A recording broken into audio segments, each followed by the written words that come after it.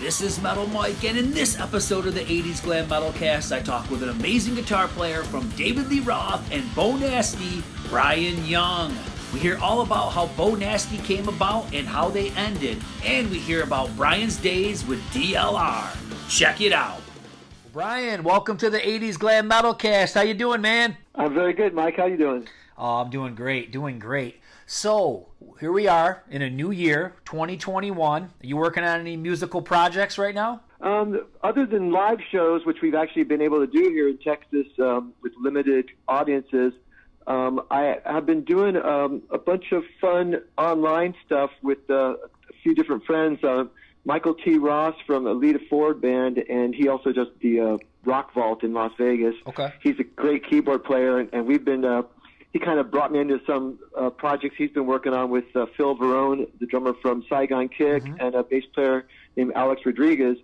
And what they're doing is they just kind of get together and pick a fun old, some classic tune, and then we all kind of do the recording at our own studios, and then we all, on a couple of songs, they'll send me all the tracks, then I'll mix it down, and then we'll send all the mixed down track to the drummer, and we'll all film our own videos, and then the drummer puts it all together and makes a video out of it. So that's kind of a new thing. It's a COVID thing, Yeah. It's a way to do something while you're locked down. So it's a lot of this virtual stuff, but it's been pretty fun.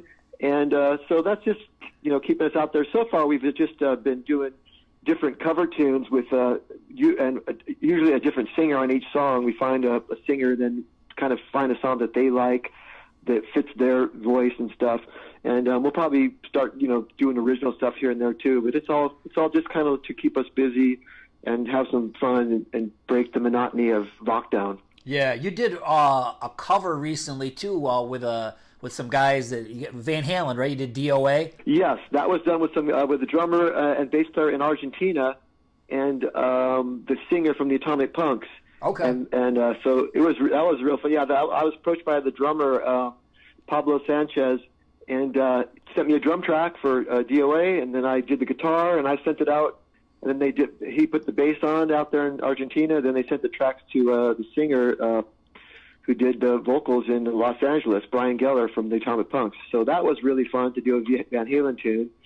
And then I've done a few other ones since then, and in fact I'm mixing one down right now for that I'm doing with the same guys, but with Jamie Brown singing. He's the singer from the band Roxanne, and they're doing a new record right now themselves. But we did Edgar Winter. We all had a real good time. So that's I've been kind of mixing that down today. So that's kind of what we've been doing just to keep our sanity. Now, can you imagine like being back in the 80s and somebody from the future would tell you that you could do this kind of shit? It would blow your mind. You know what I mean? Oh, yeah. I mean, it's the thought of just emailing tracks to each other. It's amazing. That's it's at least we have that now, because if we didn't have that, man, we'd really be having to physically mail master tapes by FedEx, to each other, or hard drives maybe. But yeah, it's and the great also the quality. It's you can actually do album quality stuff online. Nowadays. So that's pretty cool. It is, man. It's unreal. Well, I did say something about the 80s, and of course, this is the 80's Glam Metalcast, so I was hoping we could go back to 1989 for a minute and talk about Beau Nasty, man. What a killer debut. Right on. That was fun. That was my first big album on a major label. That was a pretty neat experience. How'd the band come about? Man, it was kind of the way it started for me was Mike Varney from Guitar Player Magazine had put me in the Spotlight column, and he was talking about me doing a solo record, and he I don't know if you're familiar with Mike Varney, but because of he wrote that Spotlight column, thousands of musicians were sending him tapes all the time. It's mostly guitar players, but a lot of times he'd find other musicians through those demos. So Mike Tirana, the drummer, one night Mike Varney calls me up and says, "Hey, you got to check out the drummer," and he's playing this guy over the phone, and he's like, "Check this guy out." And so he gave me his phone number. He had just moved to L.A. from Buffalo. So that's how I met Mike Tirana. So I went and met up with him, played him some of my songs. We started talking, and we were going to do a Brian Young solo record on Shrapnel Records. Mm-hmm. And then while that was going on, while we were, starting to write tunes and getting to know each other, his old singer Mark Anthony Fretz had moved to L.A. he had been living in Minneapolis. He came to L.A. and he had label interest because of some other thing he was doing. And somehow along the line, because of Mike Tran and knowing the singer, we kind of hooked up with him. And as opposed to doing a Brian Young record, we ended up forming the band Beau Nasty. And then we got George Bernhardt and Doug Baker into the band. And that's how that band kind of came into being. And then we just started writing, spent about a year writing songs, and then we did the record. Awesome, man. I still love it. I remember buying it when it came out. Shake It, Dirty But Well Dressed. And I think I got to say my favorite, man, is the cover of Love Potion #9. I just love how you guys did that. It was so cool. Cool. Yep, that was George's idea. So I remember him saying, hey, that'd be a great song to do a cover of. And it was pretty fun. And George is a great guitar player, and he was it was just great guys to work with. And I love that guy. He's so funny, such a great drummer. And he's out in Europe, but he's doing great. So we're produced by Beau Hill. We got awesome musicianships. We've got the songs, and all the elements seem to be there, but the band never really broke huge. What do you think happened with all that? Well, I know there was a couple of little timing issues. For example, we put out the first song, Shake It, and that did okay. And then our second single was Paradise in the Sand, and there was a big power ballad. Well, as luck would have it, I guess the same week our ballad came out, two other big ballads like Bon Jovi and like Motley Crue, two other huge bands had big ballads out. And so we kind of got lost in the shuffle of that. And it did go to #1 in a few cities. So it was one of those things where it was kind of a regional hit in some cities. It actually was pretty neat to see the chart where it'd be like Beau Nasty #1, Bon Jovi #2, I was like, so I have a couple of those little, but it was only in like 3 or 4 cities where it hit big, and then the rest of the United States, it just kind of got buried in the shuffle. So, and then as time went on, I got kind of, it just wasn't my thing. I kind of wasn't into it anymore. I was kind of moving in a different direction musically, and so after we did the first album and a couple of tours, when we were preparing to do a second record, I kind of left the band at that point because I joined my brother's band, and it was kind of a weird situation where I was on CBS with those guys, but that was when Psychotic Symphony came into existence, and that was more of a crazy, wild band, and it was just something I just had to do it was more for my artistic expression, I guess you'd say, and being sick of being stuck in a music business kind of hole. Sure. And like you said, I know Mike, your drummer, went on to play with Yngwie and a lot of European bands. The one person I never heard any more about, which I thought was great, was the vocalist, Mark. I mean, whatever happened to him? I don't know if he did any bands after that. I know that what I've heard is that he went off. He was always big into fishing. He was a fisherman. He was an angler. And I heard that he moved out to Idaho and opened up some kind of a big fish farm or something like that, a wildlife type thing. And I lost touch with him way back then, but I think George Bernhardt had talked to him.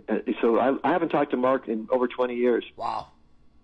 And they didn't ever try to do another album or anything like that after you left, did they? Or no, because after I quit, Mike trying to quit and just kind of fell apart after that.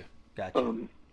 Yeah, so it was one of those, like I said, it was kind of a bad timing thing. It was kind of the end of the 80s, we were kind of a hair band right at the end. Nirvana was coming out, so it was kind of the times were a-changing. Yeah, for sure. We've talked about that a lot on this podcast, for sure. So you get to, at a certain point, you could probably tell us what year it was, but I think it was in the 90s or the 2000s, and you're doing a Van Halen tribute, Atomic Punks, right? Yeah, that was 1999 when I got the call to do that. Yeah, that was Ralph Saenz, who's now in Steel Panther. He was the singer in the Atomic Punks at the time, and he basically, just by recommendation, their guitar player was leaving to join David Lee Roth, and a few people told Ralph, hey, call Brian Young, he can play that stuff. So he called me up, and I had to learn a lot of Van Halen songs in a very short amount of time. And that was a real fun band. It was a great band. I mean, Atomic Punks is. Have you seen them with Ralph ever? He's not the band. I watched a lot of it on YouTube, and sounds killer, man. Between the stuff that you're playing and his vocals, it's spot on for sure. Yeah, he really channeled David Lee Roth. Even the in between the song banter stuff was just. Even if it was something Dave didn't say, it was something that Dave would have said. You know, he kind of had this way of turning into David Lee Roth. It was really funny, and it was a lot of fun. And we had so many fun times with that band. It was great. I was with them for 3 years. Are you a big Van Halen fan, or? Oh yeah, absolutely. All my life, ever since they came out, I've always loved them. You know, it's like, I wouldn't say they were my number one band. I think Zeppelin was my number one band, but Van Halen was way up there, and Eddie's way up there as one of my favorite guitar players. I really, at a young age, by the time I was 16, I was into like Al Di Meola, and then I got into Alan Holdsworth. So I was into Jeff Beck, and I was into a lot of, you know, like, let's see, instrumental type albums, you know, like a lot of jazz fusion and stuff like that. But I liked to apply that kind of stuff to rock. Like, I was a rock player, but I listened to like jazz fusion. I think a lot of guys at the time did. When I was in the early 80s, most of my guitar player friends liked Alan Holdsworth, you know, and that kind of stuff. We were all into. And then, of course, Yngwie came out, and we were like, wow, this guy's amazing too. So, you know, the early 80s, there was a lot of really great guitar players coming out. So ultimately, you end up playing with David Lee Roth. Did he see clips of you in the tribute? Is that how you got the gig, or how did the gig come about? Yeah, I think obviously Dave knew about the Atomic Punks because, you know, he had taken that first guy. So and I think they were pretty much known. They were one of the very first tribute bands. I mean, they started out in like '93. They were really early in the age of tribute bands. They might have been one of the very first Van Halen tributes, or at least the first one that got any recognition. And so they were considered, though, they're the closest to the real thing, you know. So when I got that gig, it kind of automatically put me into that category. And I guess Dave's manager, Matt Censio, saw me with the Punks somewhere in 2001 at a little club in Santa Monica. And so he had seen me do the show, so he knew I could play the stuff. And then about, you know, 6 or 8 months later, Bart gets fired. And then so they just only auditioned like 3 guys. It was just like me and a couple other guys that they got, you know. So I got the call, and they tried out a couple guys, and I got the gig. But it was, so yeah, it definitely was because of being in the Atomic Punks, though, because I wouldn't have even been on their radar if I wasn't in that band, you know. I would have just been another guy in L.A. playing rock. Yeah. So, I mean, was this like a childhood dream? I mean, you're playing on the same freaking stage as Roth. This had to be surreal. Yeah, I never dreamed that I'd be in a band with David Lee Roth, because my dream was to be in my own band and get famous in my own band.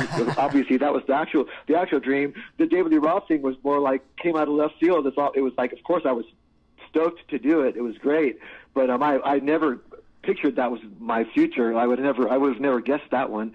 You know, it was just so it happened, and it was definitely very surreal. There was a lot of moments where I was on stage with them, and I'm just going, I'm on stage with David Lee Roth. How the heck did this happen? Because I remember being in the audience of 300,000 people at the US Festival, just one of 300,000 people watching the band. Little did I know that I'd end up being in the band with that guy.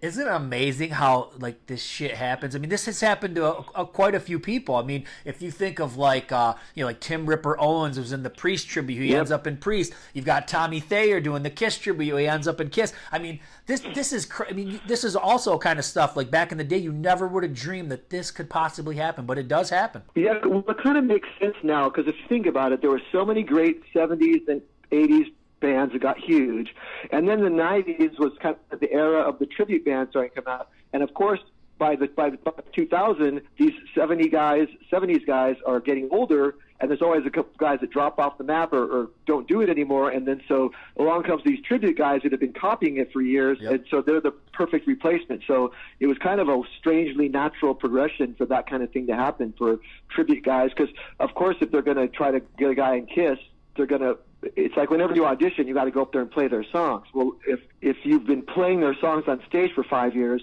you kind of got a head start on guys that are just learning it real quick for the audition, you know? Yeah. Like a lot of times when you audition for a band, it's like you got to, like for example, when I joined the Atomic Punks, you know, I knew a handful of Van Halen songs, you know, a couple of them all the way through, but maybe I knew a riff here and there, but I didn't know all the Van Halen songs.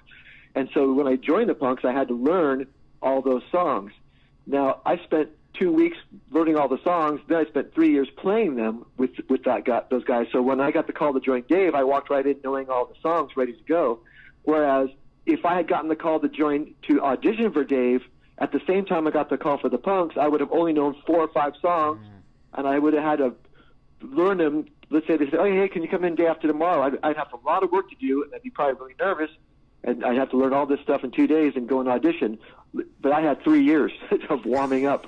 So, you know what I mean? So it's kind of it's almost like more of a natural progression in that sense. Yeah, no, definitely. And I mean, I watched some clips of you guys playing. I mean, you got Lomenzo from White Lion on bass. You got Ray from Korn on the drums. I mean, this band is insane. It just sounds killer. It was so great playing with those guys. And Ray Luzier is one of my favorite drummers in the world. I mean, that guy, I love playing with him. I remember when I used to do a funk gig with him back in the 90s, and we were playing him every week for a year or so, and but of course I'm in front of him facing the audience, so I really don't get a chance to look at him that often. Yeah. So he had another gig with another band, and he said, "Hey, come check out my band. I'm playing at this club." So I went to watch him play, and when I stood in the audience and watched Ray from the audience perspective, I'm like going, "Oh my God, I play with that guy! Holy crap!" Like I really got to sit there and watch him on stage, and he's so fun to watch, man. He's just a total showman of a drummer like Terry Bozzio. Yeah, it's real.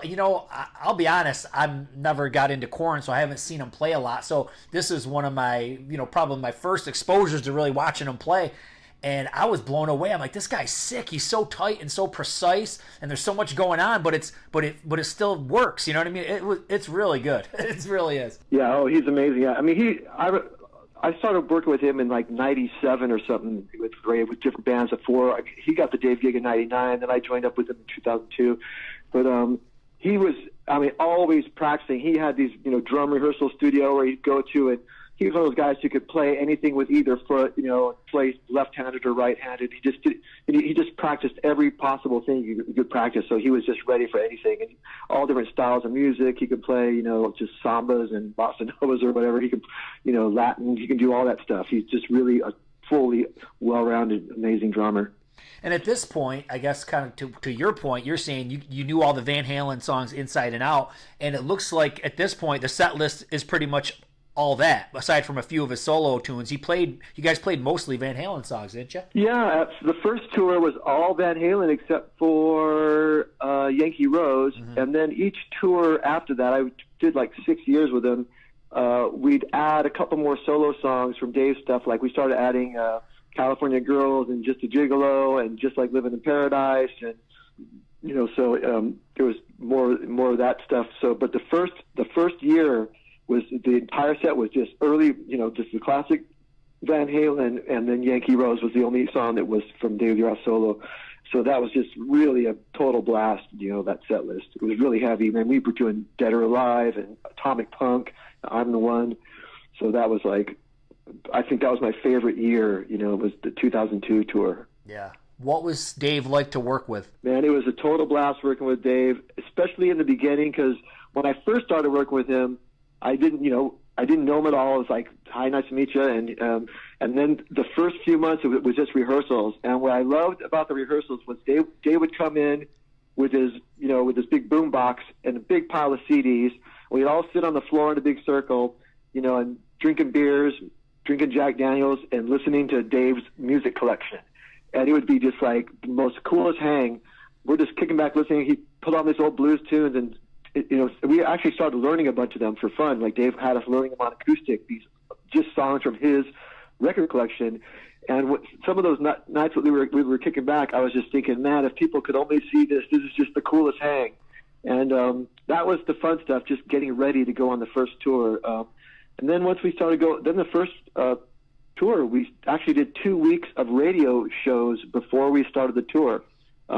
Just morning shows. We were taking the tour bus all the way to Minneapolis and just hitting every city. We started L.A., we did Vegas, Phoenix, Albuquerque, Kansas City, Chicago, Detroit, all the way. And each city we would do a morning radio show where we bring our acoustic guitars and do a live on the air, And I wish I had some recordings. I know there's some recordings out there of that stuff. I hope if anyone's listening who has those, let me have a copy. There was some really fun stuff we did live on the radio. I have a couple of recordings, and then we did Howard Stern and all that stuff. So that was all great. And then once we started, the tour, it was just craziness after that. So the first tour, or one of the early tours that you did, was the one where it was Sammy and Dave. What was that experience like? Was there friction between these guys, or was everything cool? Yeah, it was. They didn't really communicate much with each other. Dave kind of stayed to his own area. He would show up last minute and go on stage and kind of leave. So Dave didn't really want to deal with Sammy Hagar too much, so that was kind of like we kind of had our own separate camps, and that's how that was.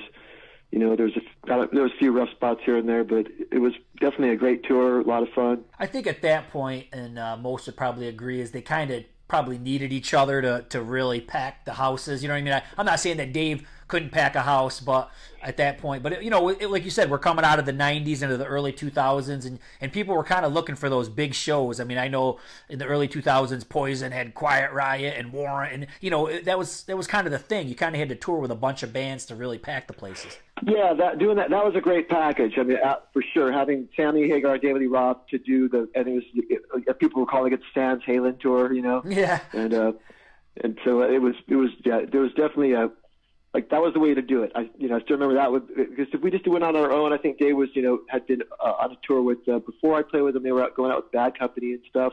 That's all cool, but the Sam and Dave thing, it had a big Van Halen thing to it, that was, made it kind of unique. How did Eddie Van Halen's death affect you? Oh man, that was just one of those things where my brother called me. I was driving and he just said, "Dude, Eddie Van Halen died," and you're just kind of like you just kind of go blank. Your brain just kind of shuts down, and it's like not accepting it. It's kind of like one of those weird things where you instantly there's just like there's a bad cloud over your head.